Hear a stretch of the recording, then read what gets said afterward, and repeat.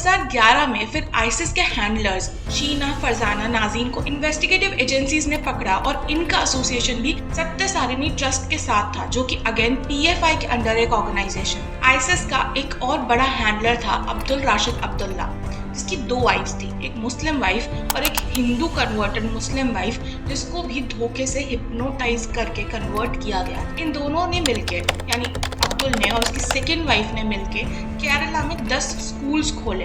एक ऑर्गेनाइजेशन के अंडर ये स्कूल्स चलते थे। ये धंधा किया जाता था एक्चुअली, और लोगों को कन्वर्ट करने का, लड़कियों को कन्वर्ट करने का, लड़कों को कन्वर्ट करने का, और फिर कई बार भारत के बाहर सीरिया, येमेन और अफगानिस्तान में भेज दिया जाता था, जहाँ विमेन को सेक्स स्लेव, सुसाइड बॉम्बर्स या अन्य तरीकों से यूज किया जाता था और मेन को वायलेंस और जिहाद की ट्रेनिंग दी जाती थी। हालांकि ये गेम इससे कई हद तक खतरनाक, और ये दर्शाती है 2012 की सीएम की रिपोर्ट, जो कि उन्होंने असेंबली में पेश की थी, जिसमें फैक्चुअली ये मेंशन था कि 2006 से 2012 तक तकरीबन 7,213 नॉन मुस्लिमों ने इस्लाम को कबूल किया केरला में, जिसमें से 76% महिलाएं थी, और वो भी 35 साल की उम्र से नीचे। मोटिव क्लियर यहाँ समझ में आ रहा है। 2016 में फिर कई इंसिडेंसेस हुए जिसने इस बढ़ते जाल के सबूत दिए, लेकिन फिर वापस उनकी तह तक अथॉरिटीज और एजेंसीज नहीं पहुंच पाई। इनमें से एक केस था इंडियन आर्मी की एक ऑफिसर मिनी विजायन की बेटी अपर्णा का, जिसे भी इस्लाम में कन्वर्ट कर दिया गया और उसका कोई अता पता नहीं था, लेकिन वो फिर मल्लापुरम के सत्य-सारिणी ट्रस्ट से लिंक्ड मिली। 2016 में ही हादिया मैरिज केस काफी सुर्खियों में आया, जिसमें एक रिटायर्ड इंडियन आर्मी ऑफिसर की बेटी को इस्लाम कबूल करवाया गया था, और देश के जाने माने लॉयर कपिल सिब्बल को इस केस का जिम्मा दिया गया हादिया के साइड से लड़ने के लिए, और वो केस जीत भी गए। और इसके बाद पता चला कि पीएफआई ने 1 करोड़ तक इस केस में लगाए थे,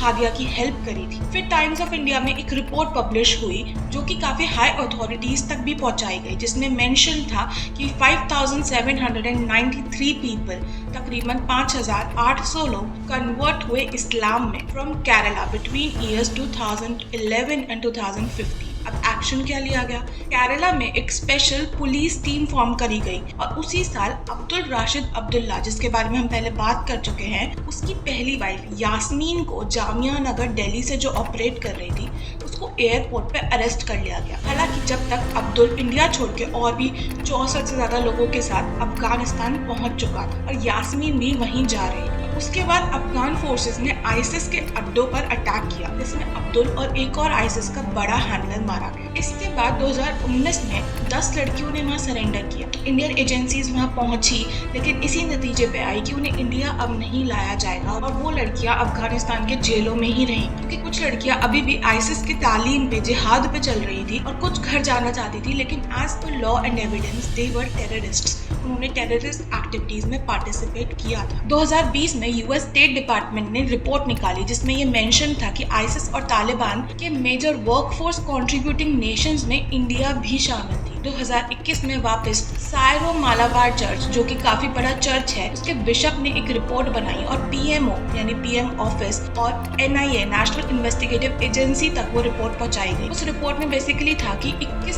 क्रिश्चियन लड़कियां उस टाइम मिसिंग थी केरला में। एनआईए के पास केरला के इन केसेस को 2018 में सौंपा गया था, और जनवरी 2022 में एनआईए ने एक रिपोर्ट निकाली आईसिस स्लीपर सेल्स के ऊपर। काफी इन्वेस्टिगेशन और काफी मेहनत के बाद 8 टेररिस्ट्स पकड़े गए। हालांकि ये कहानी सिर्फ केरला की नहीं है, और ये तो पूरी कहानी भी नहीं है, सिर्फ कुछ हिस्से हैं। ऐसे इंडिया के बाकी स्टेट्स में, पूरी दुनिया में, इनफैक्ट यूके में ग्रूमिंग गैंग के नाम पे भी ये काम किए जाते हैं। अब आते हैं 32,000 के फिगर वाली कंट्रोवर्सी पे। देखिए, फिल्म के बोर्ड के हिसाब से केरला के पूर्व चीफ मिनिस्टर ने 2012 में एक आंकड़ा अपने इंटरव्यू में बोला था कि हर साल तकरीबन 2800 से 3200 लड़कियों को ऐसे शिकार बनाया जा रहा है, और इस हिसाब से ये फिगर 2023 तक पहुंचते पहुंचते 32,000 हो गया होगा। लेकिन मेरे लिए एक एस्टिमेटेड स्टेटमेंट के बेसिस पे इतनी बड़ी बात को पोर्ट्रे करना मे भी गलत था, या शायद वहाँ इस आंकड़े की डाउटफुलनेस को मूवी में किसी न किसी तरीके से कन्वे कर देना चाहिए था, क्योंकि 32,000 एक छोटा नंबर नहीं है, और ये आंकड़ा काफी है देश में दंगे कराने के लिए, हेट्रेड फैलाने के लिए,